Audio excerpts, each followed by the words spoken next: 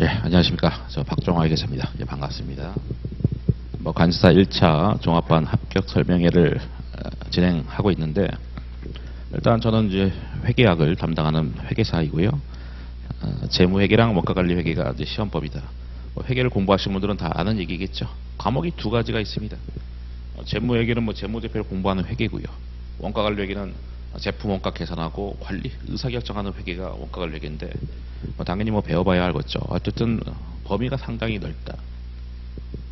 그래서 책도 보통 다 두 권으로 나오고 있죠. 재무회계 한 권, 원가관리 한 권. 어쨌든 두 가지가 섞여서 이제 우리가 회계학을 구성하고 있는데, 간단하게 제 소개를 하고 나서 이런저런 얘기를 하겠습니다.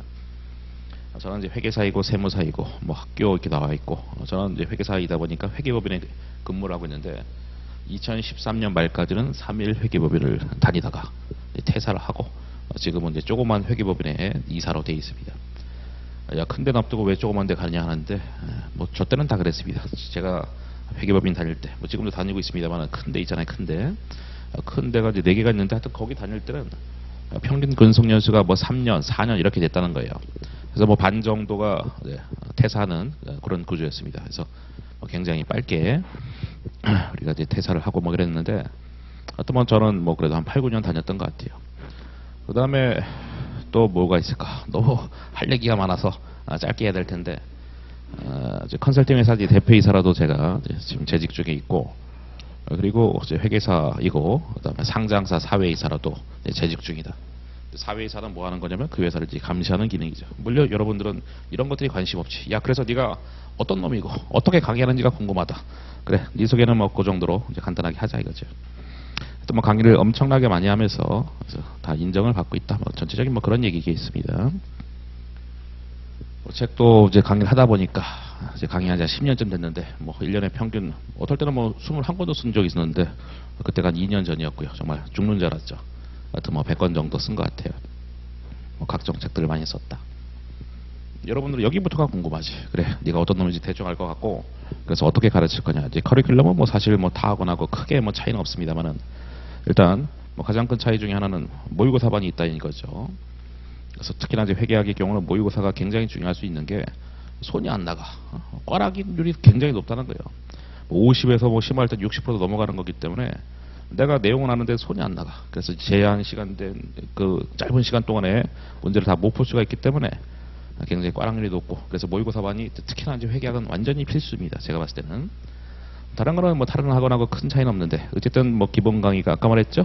과목이 2개가 있기 때문에 할 게 많다고. 그래서 7월달, 8월달 이렇게 해서 재무회계 원가관리가 기본계가 끝나고, 물론 빡빡합니다.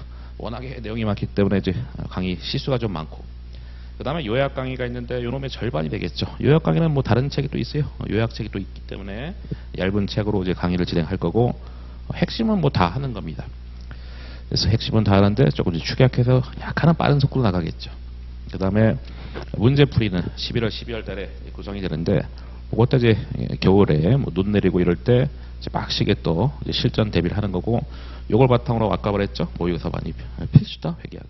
말문제 특강 그렇게 돼 있는데, 큰 커리큘럼에 어떤 큰 이상점도 없고 큰 차이점도 크게 없는데, 요거 하나 달아야 되겠지. 모의고사 반. 그래서 어떻게 보면 이것도 저의 소개, 저의 PR이 될 건데, 여러 가지 특성이 있습니다만 한 2개 정도만 합시다. 시간이 또 우리가 제한된 시간이 있기 때문에. 여러분 길게 하는 거 별로 안 좋아하잖아. 일단 제 책은요, 하나의 예제가 딱 있을 때 시험에 나올 수 있는 모든 것들을 다 담아놨습니다. 그래서 보통 일반적인 회계책은 다음을 회계 처리하시오. 다음에 질문 많아봐야 2개에서 최대 3개인데, 제 책은 질문이 어떨 때는 15개야. 그래서 이제 토 나올 정도로 많죠. 근데 그렇게 하나의 상황 가지고도 여러 개 낼 수 있기 때문에 그렇게 준비를 해야 됩니다. 그래서 그게 이제 가장 큰 특징이고, 그다음 이제 강의할 때는 어떻게 하냐면은, 이제 회계를 공부 안 해보신 분은 무슨 말인지 모르겠죠. 회계 처리가 뭐냐? 회계를 기록하는 방법이 있는데, 어떤 정형화된 어떤 회계 처리가 있다는 거예요. 근데 회계 처리를 그렇게 안 하고 그림을 통해서 푸는 스킬이 있다. 계산이 보통 30문제에다가 말문제 10문제. 그럼 계산 문제 30문제 했을 때는 다 하나도 빠짐없이 요령이 다 있습니다. 예, 저만의 특징이다라고 볼 수 있고, 그 요령이라는 것은 엄청난 차이점이죠. 다른 강사님하고의. 하여튼 그것이 가장 큰 특징이고, 그 다음 강의 도중에 이거는 출제가 된다 안 된다 다 명확하게 다 알려드릴 것이고, 그리고 이거는 또 60점 이상료, 70점 이상료, 꽈락료 해가지고 다 알려드릴 겁니다. 그렇게 해서 명확하게 여러분한테 설명을 드릴 거예요. 다 강의는 PPT로 또 진행한다. 기타 등등등. 예, 넘어가겠습니다. 너무 많아 내용이. 그래서 내가 써놨지만은 그 살짝 이제 맛만 보자. 그래 네가 아까 뭐 하나의 이제 여러 가지가 있다며 뭐 이런 식으로 간다는 거예요. 야, 4개밖에 없는데 넘겨보세요. 또 있잖아. 이렇게 쭉 해서 하나 예시로서 보여드리겠는데 상황이 하나인데 낼 수 있는 게 그렇게나 많다는 겁니다. 이걸 다 대비한다는 것이죠. 그래서 뭐 책이 뭐 괜찮다 보니까 그래서 우리 뭐 관세 쪽은 아니지만 감정평가사 쪽도 제가 강의를 하는데 거기서도 제 책을 같이 좀 썼으면 안 되겠냐 하면서 3군데서 연락이 왔어. 그래가지고 예, 또 다른 3명이 제 책을 같이 공유해서 총 4명의 강사가 제 책으로 강의할 정도로 뭐 책을 일단 인정받았다. 물론 강의력도 민망하지만 예, 많이 인정을 받았겠죠. 그래서 아까 뭐 그림을 통해서 뭐 한대매, 뭐 일반적인 풀이는 이런 게 이제 회계치라는 거예요. 회계치, 뭐 자변, 대변 쭉 해서 이제 하는 것들인데 그렇게 안 하고 모든 토픽 다 하나도 빠짐없이 전부 다 이런 요령들을 다 알려드릴 겁니다. 남들하고 좀 다르게 제가 가르친다. 그래야 점수가 잘 나오겠죠. 그래서 이거는 뭐 비슷하죠. 재무회계 30에 원가관리 10문제는 이제 그건 진리인데 뭐가 비슷하냐? 말문제가 대략 한 10문제 정도 나옵니다. 계산이 30개 나오고요. 뭐 그거는 뭐 꾸준합니다. 이번 시험에 뭐 총평을 굳이 제가 여기서 설명해서 쭉 하는 건 그렇고 전반적인 하고 싶었던 얘기는 재무회계든 원가관리회계든 최근에 어려워지고 있다. 뭐 그거는 확실한 추세입니다. 감정평가사도 그렇고 우리 지금 관세사도 마찬가지입니다.